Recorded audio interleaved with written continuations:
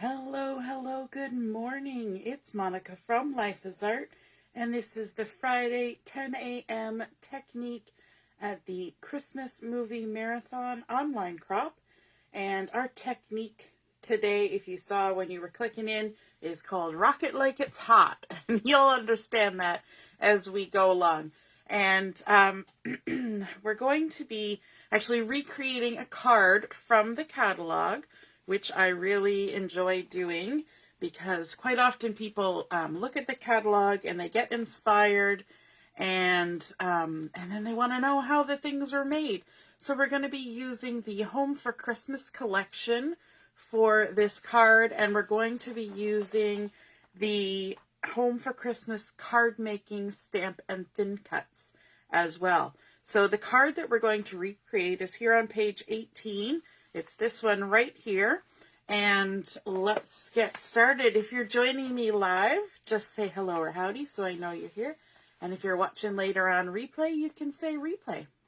So I'm just going to kind of shuffle over here a little bit so we can keep our card on the side, sort of in view, and see if we can't keep ourselves somewhat straight.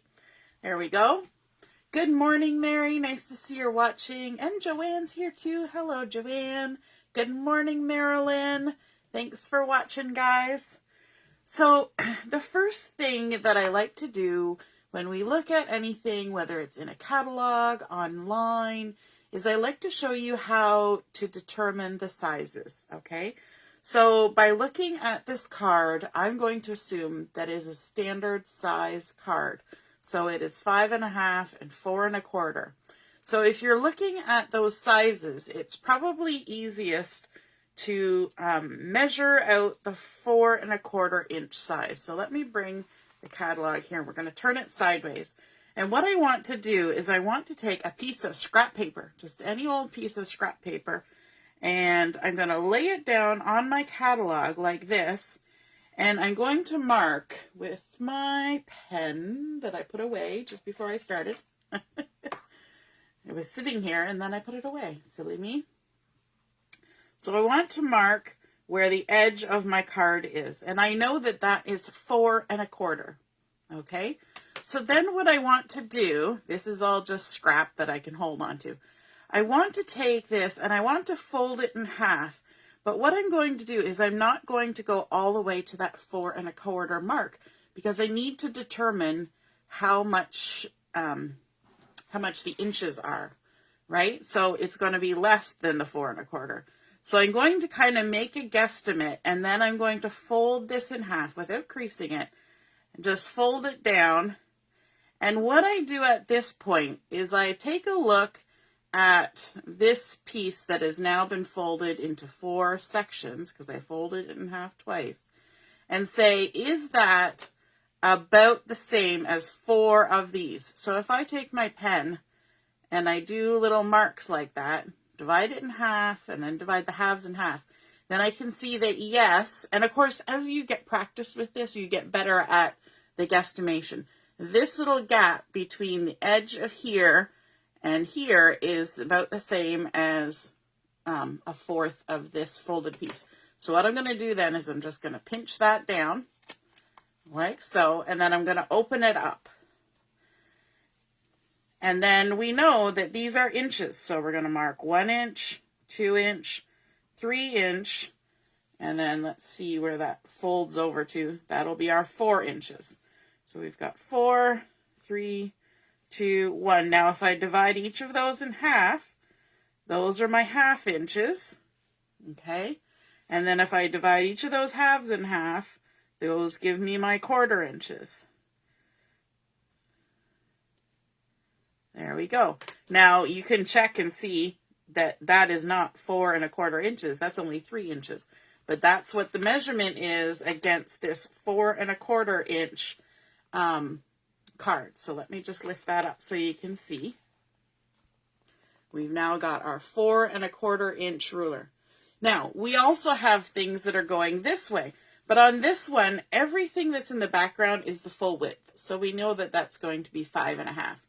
And these pieces are all small enough that they're going to fit in But if we wanted to make this, say, a 6-inch ruler, then we could just take it and fold it at the 3. And then we know that this is 6 inches, right? Because 3 times 2 is 6.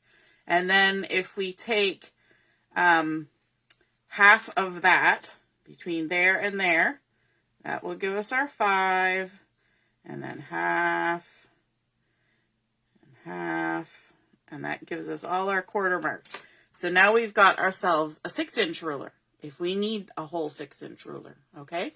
So it's the same thing that we do with the layouts to create a 12-inch ruler, but you can't just do the thing and then fold it in half and fold it in half. You have to kind of get that first little guesstimate for that 1/4 inch, okay? So there's our ruler. Now we can go ahead and we can measure things. So we know that this French vanilla piece here is 3 inches by 3 1/4. The green pattern paper that's in behind is 3 1/4 by 3 1/2. The blue or black script here is 7/8 of an inch. The red glitter paper is 1/8 of an inch, and then this is a zip strip. So they've just put the glitter paper on top of the zip strip. So that is the way that you create a ruler for measuring out a standard size card. Now, quite often in our catalogs, they will actually put the sizes for the layouts, whether it's a 6x6 or a 6x8 or a 12x12. They don't necessarily do it for the cards, but you can kind of guess. These don't really look like 5x7s, and slim lines are easy to tell. So there's our first little technique. And I think I've shown that for cards before. I know I've shown it for layouts oodles of times. So let's move on. And the first thing we want to do is we want to use that Cardmaking stamp and thin cuts, the Home for Christmas. Now mine looks odd because mine is a prototype stamp, but it's the same stamp as what you get normally. It's just my carrier sheet and everything is bizarre. Because I was doing a class for convention, so I got stuff ahead of time. So we have this fun stamp set, and I'll show you here because it's a little easier to see. And it's got the surround for the fireplace. It's got the bottom and the interior and the top. It's got a thin cut for this little garland that can be put on the fireplace. The thin cut that cuts out the shape of the fireplace. It's got the fireplace tools and shield. Then it's got some sentiments, warm winter wishes to you and yours. Wishing you a warm and wonderful Merry Christmas full of peace, love, and joy. Season's greetings. Then we can add some flames inside of our fireplace. There's a star. And there's also a little bit of holly there. So lots of things in this stamp set that you can use. But we're going to work on the fireplace, just like they have here. So I've got a piece of just white daisy scrap paper here. And let me grab my stamp block. And normally your carrier sheet would be like a 6x6 and it would have the printed lines and all that, but mine is just as it is. So we're going to take our fireplace off, and I always like to set my stamp down before I pick it up with my block, just so that if it got pulled at all while taking it off the carrier sheet, it kind of relaxes back into place. And then we can just go ahead and pick it up with the stamp. You want to season it if it's a new stamp. And if, I forgot what I was going to say. Oh, some people like to use the thin cut first. So this set comes with, and of course this is not how they would normally come. Normally you get a nice little piece of magnetic sheet in with your stamp set. So you get the shape of the fireplace and the garland. So some people would cut out the shape of the fireplace first and then try to fit the stamps into it. I do it the opposite way. It's just a personal preference where I do the stamping first and then the thin cutting. So let's go ahead, and I want to stamp this surround using pine ink. So I've got my pine ink here. Let me scooch those out of the way a little bit.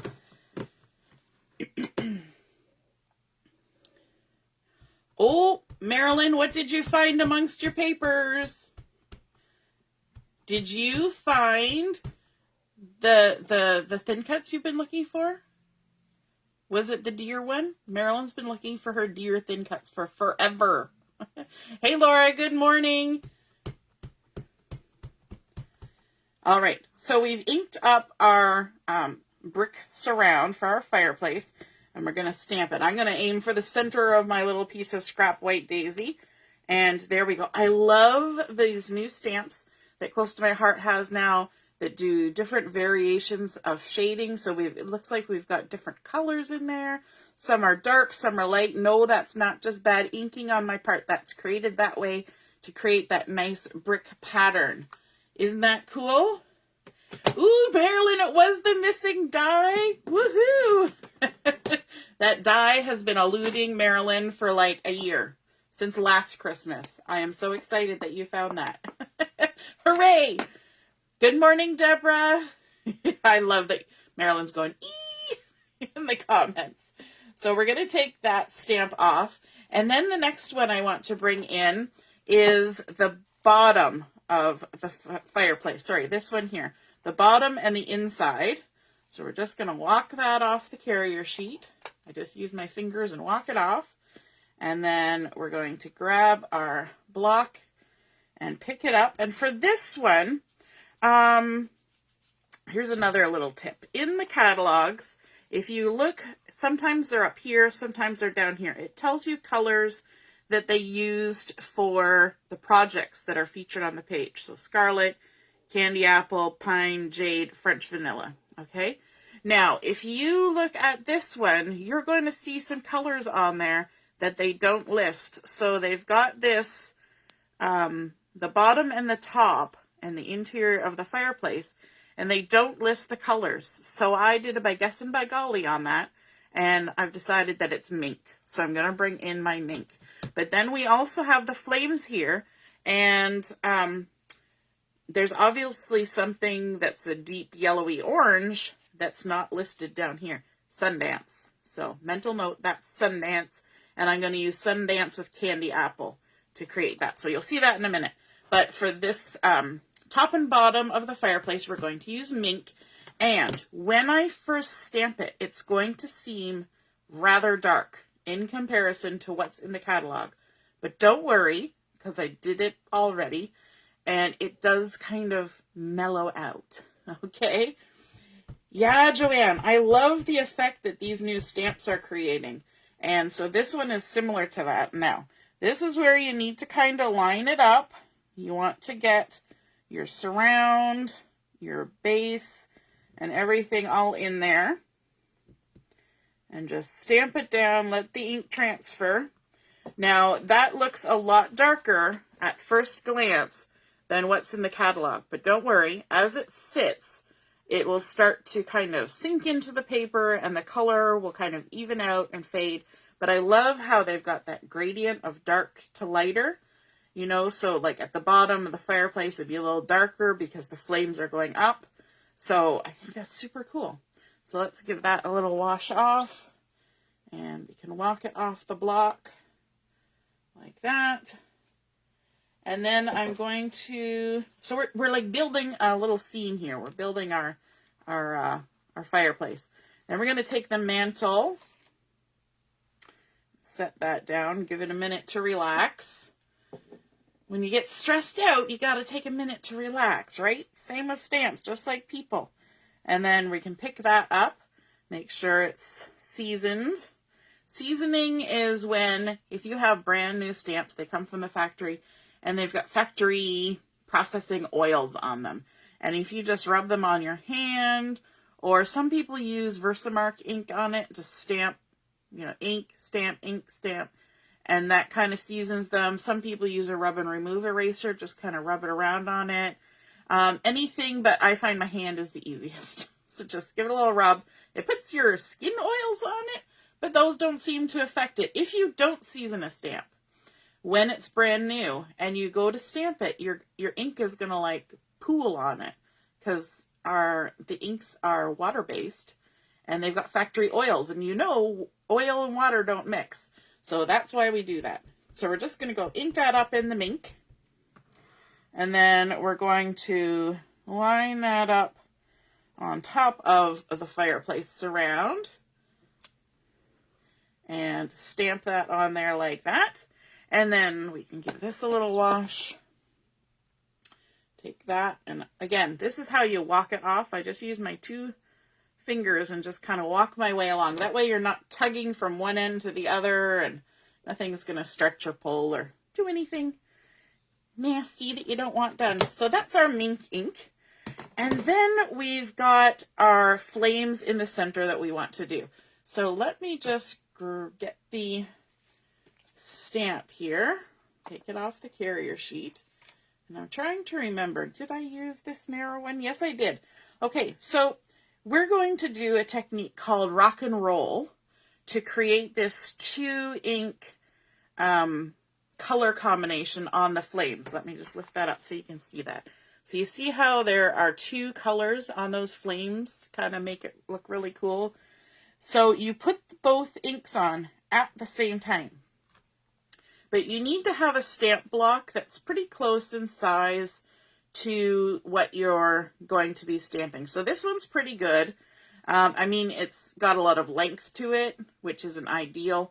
But I could try to use this little guy, but I think I would make a mess because my fingers would get in the ink and then I'd put fingerprints all over here.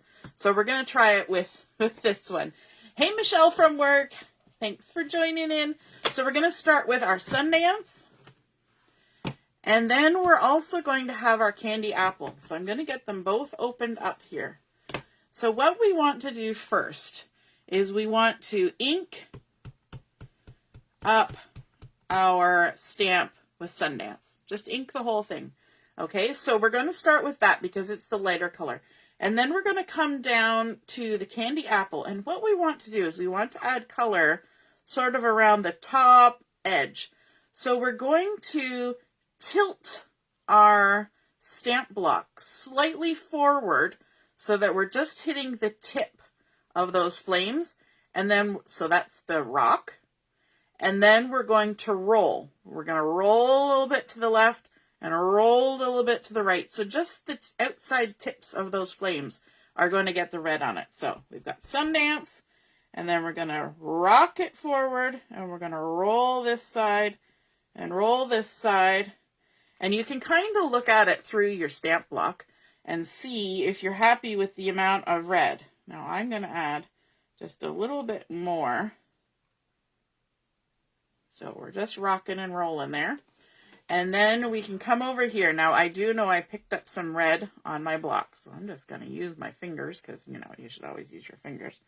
And then we're going to line it up here at the bottom and stamp it in. Sorry, my head was probably right in the camera. And there we go. We have created those 2 colored flames using the rock and roll stamping inking method. And so that's, when you clicked on in here, that's our rocket like it's hot. That's where that came from. All right, because the flames are hot, right? That's what we're going for, hot flames. Give that a little wash off. I got my stamp chamois parked over here. If you wonder why I keep reaching to clean, that's my stamp chamois. Okay. Now we need to do our die cutting. So let's grab our die cut again. That's not normally how they come, but prototypes. Grab my machine. And we want to also use a piece of washi tape or something to hold this on. If you're just cutting a shape out of cardstock, I don't bother sticking down my dies. I just let them go through. But when you're trying to cut something that you've stamped, it's better to stick it down so that your die doesn't shift while it's going through the machine. Because for sure as anything, it will shift. And then you won't be cutting what you thought you were cutting. So, I always store my plates in my machine. I don't know about the rest of you, but I always do it that way. And it keeps them from bowing too much or getting lost. I always know where they are because they're in the machine. There we go. Oh, popped right out. Now my base plate is really chopped up because it's the second base plate I've ever owned in about 16 years that I've had this machine. Or 15 years. So it's well used, well loved. So sometimes you got to use something to pop it up out. There we go. Take the washi tape off. That's actually very sticky washi tape. All right. Because I don't have a magnet, I'll just stick it back on there. I need to go get a piece of magnetic sheet so I can put that in there properly. Okay, so we've got our little fireplace all done with our fun inking. Then we're going to bring in our piece of French vanilla. Remember, we measured it up with our ruler that it was 3 inches by 3 1/4. And we know that our little fireplace is going to go on here near the bottom, like that. So it's best just to kind of park it there. We're not going to stick it on yet because we have some other stamping to do. We're stamping directly on here. So we need our spacing, but if we make a boo-boo, we can either flip our cardstock over and try again, or we can cut another piece, and then we don't have to worry about that getting damaged because we did a good job on that. You can see that that Mink is already fading, and it will even get just a little bit lighter as time goes on. And I'll show you the one I made yesterday when we're done, so you can, actually I'll show it to you right now. So you can see the difference. See how much it does change in color as it sits? It does get a decent amount paler. So it looks very much like concrete or painted wood when it's done. Okay, there we go. Now we want to use the Season's Greetings stamp from this card making stamp set. I'm gonna grab my block, pick that up. You know what, I could use a little block for this, but I find when I use a little block that when I go to put it down, my hands are in my way. I can't see what I'm doing. So I always go a little bit bigger than you're supposed to, but it just works better for me. So you do you, right? Gonna ink that up. And this is the intense black ink, just because I want black ink. And it doesn't really matter if it's intense black or not. And we're just gonna stamp that above the fireplace. Season's Greetings. I probably should have seasoned that because I've only used it maybe twice. And it was washed. Gonna bring that off the block. And then our last little bit is this tiny little, the tiny little holly. So for this, I will use a small little block. And I'll cross my fingers and hope I do it well. And then the last color I'm going to bring in is the jade. And that was one of the colors that was listed here in the catalog. And again, this is a prototype. So normally the ink would have, you know, a nice label on it and a name on the bottom, but mine came like this. So waste not, want not. I'm going to keep using it. Let's ink up our little holly berries. Make sure we didn't pick up anything. And then we're going to stamp our little hollies. I'm going to have to bring this closer to me. Sort of growing out of our G tail. It's just kind of attached to the G tail there. And then this one's going to be coming out of the other G tail. Well, I got it kind of on the S, but pretty good. I'm not going to start again. We can still see the S. And then we can take that off the block. We gave it a little wash. And is that all our stamping? That is all of our stamping. Let's park that over there. So now what I want to do is I want to bring in the pattern paper that we measured up. So this is 3 1/4 by 3 1/2 inches, and that's that beautiful pattern from the Home for Christmas collection. That's the pine, nice and distressy looking. And we're going to go ahead and add some adhesive on the back of our French vanilla. And French vanilla is one of the coordinating cardstocks. So that's nice and easy. You get a little touch of it when you get that coordinating cardstock. And we're just going to go ahead and center that. Hopefully center it. There we go.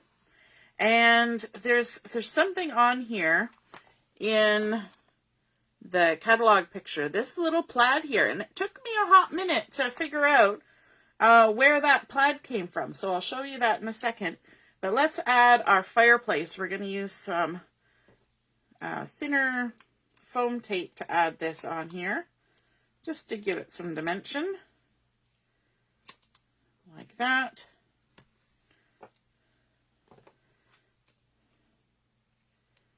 Peel that off.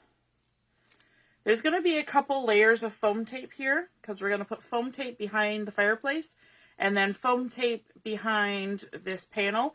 And the reason I know there's foam tape there is because there's a shadow. So if you're ever looking at the catalog and you can't tell, then you just look along the edges. And if it looks like there's a shadow, then that's where you're going to need some foam tape because it creates the dimension, right? So we're missing one more thing on here. We need our little swaggy banner. So I got to bring back my stamp set. I forgot about my little swaggy banner. Grab that. And I've got some candy apple red cardstock.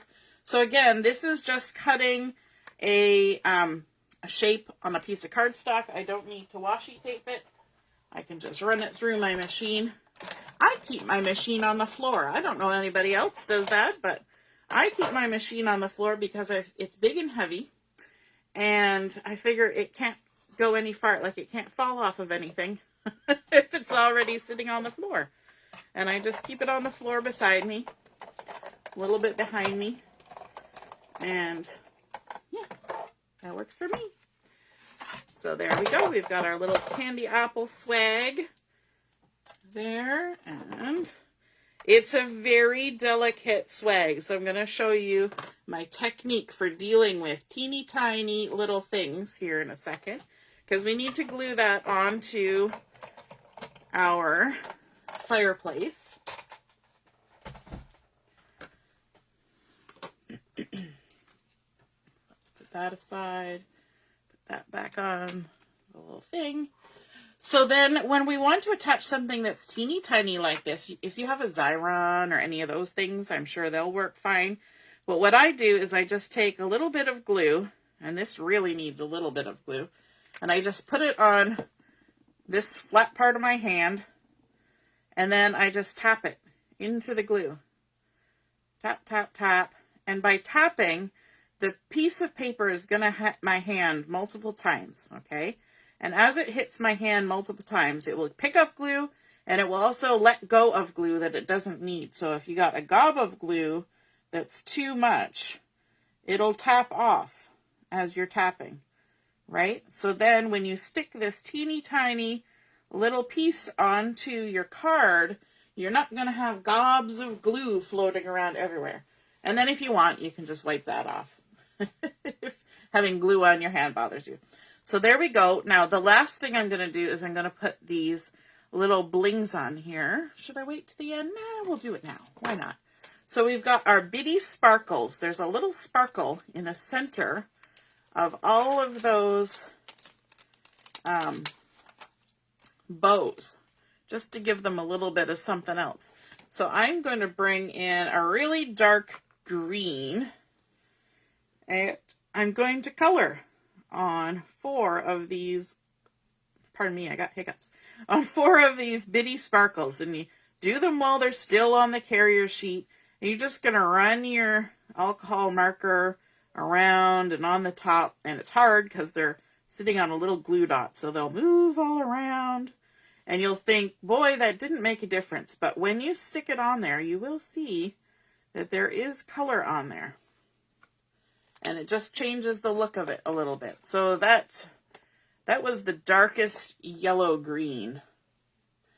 I tried the darkest dull green on my other one. Now I'm trying this one. We'll see which one we like best. So we're just going to scoop these up.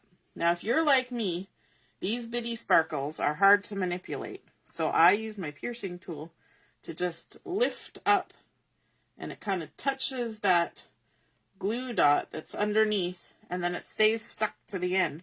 So you can position it and then just pop, pop it down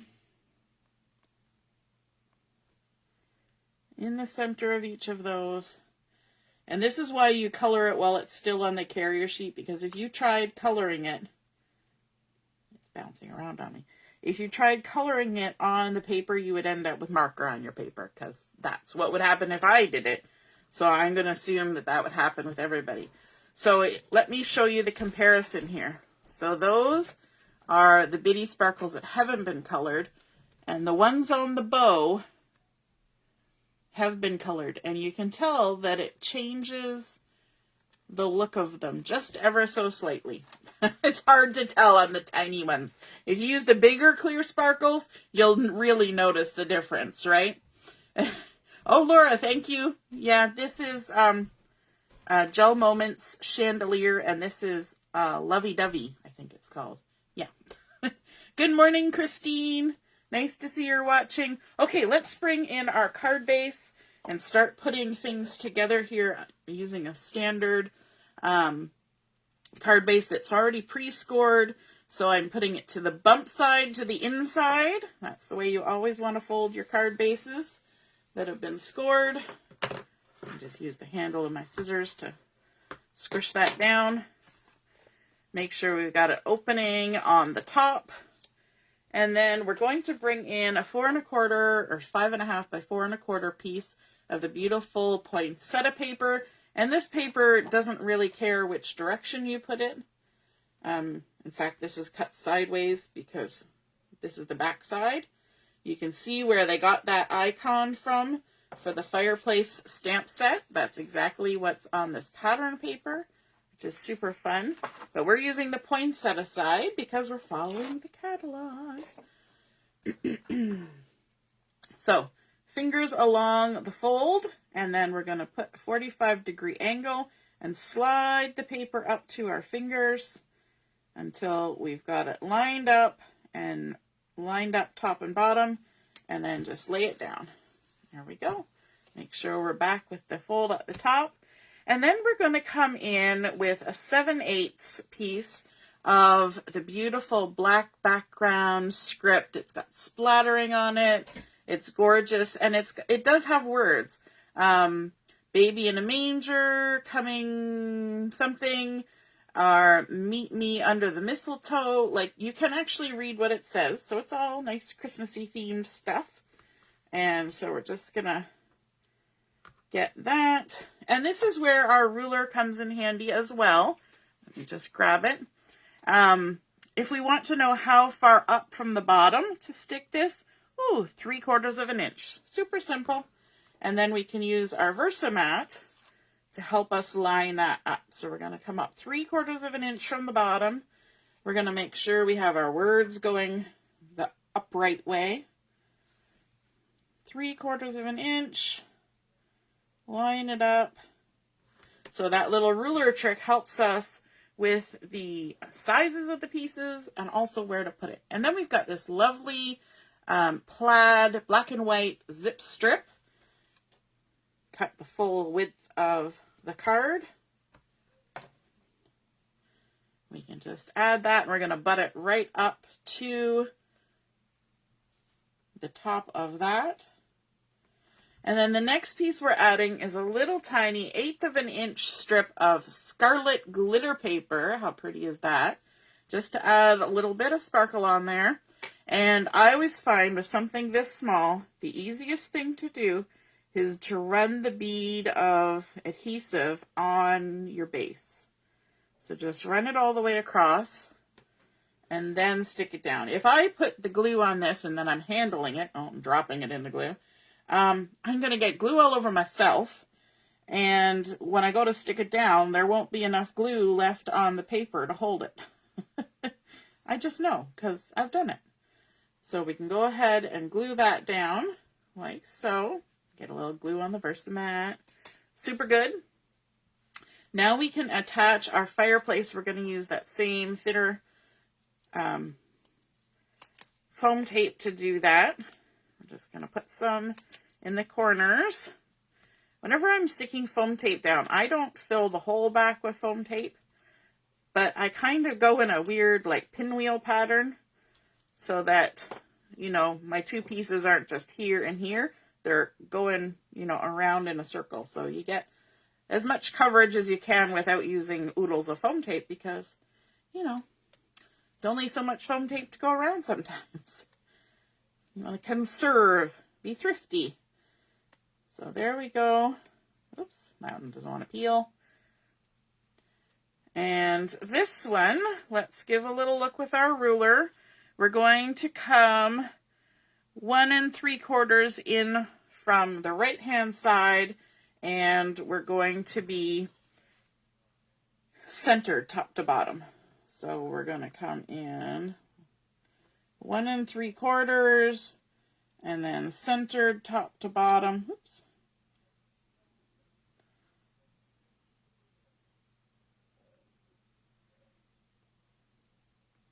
Right about there. It's hard to tell because I'm off.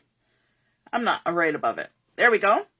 And then the last little bit, that little bit there that kind of confounded me for a moment, is from the sticker sheet. It's this little speech bubble right here. Now, you don't need all of it. And I actually have the other card I made, and I didn't add it on here so that you could see what it looked like. So all I'm going to do is I'm going to snip off the little point of the speech bubble. I don't know about you, but I tend to chop up my stickers. And then we're just going to cut it in half. And now both of these pieces have the nice little rounded corners. So we can take this and tuck it in right there like that. And over here. So we managed to get 2 out of our 1 sticker. Look at that. So there we go. We have completed the card on page 18. And so this one I colored the bling with dull green, and this one I colored with yellow green. I don't think it makes a lot of difference, although the dull green does look more greeny. Yeah, it does make a little difference. But anyway, there is the card we created. We used our fancy ruler that we created to get all of our sizes and placements, and we used our rock and roll technique to create the 2 colors inside the fireplace flames, using the thin cuts and the stamps to create that nice little fireplace surround, stamping and adding in some greenery, then layering up with our zip strip and glitter paper and pattern paper to create a lovely background.